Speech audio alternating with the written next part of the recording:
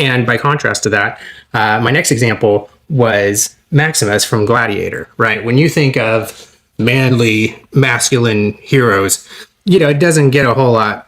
He's like the quintessential. Like, it doesn't get much more classic than Maximus, right? And I love him as an example of masculinity. He's a character that I would say I look up to.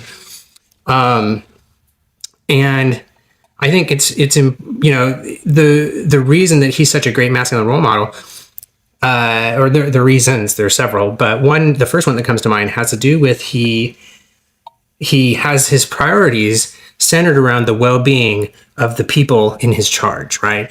He's worried about the well-being of his men out on the battlefield.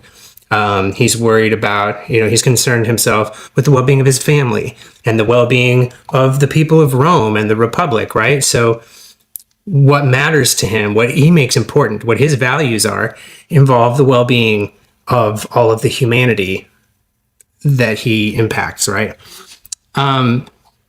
And what I think is really interesting is that he's got a lot of integrity. Maximus has, a fortitude of character and integrity that he not only has these values, he values people, he values peace, right?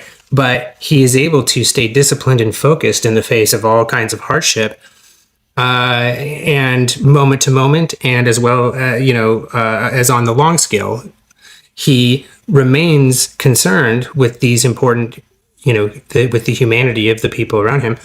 But moment to moment, he's able to course correct and deal with what's in front of him while keeping his eye on the ball long term. And I think that's a really good example of, what makes him so great as a man. He's able to adapt in the moment, but keeps his eye on the ball long term. And when he needs to be strong, he is. When he needs to be soft, he is. When he needs to be clever, he is, right? It's not all one note, just kill, kill, kill. And I think that one of the things that caught my attention when I was watching that when I was younger was I was so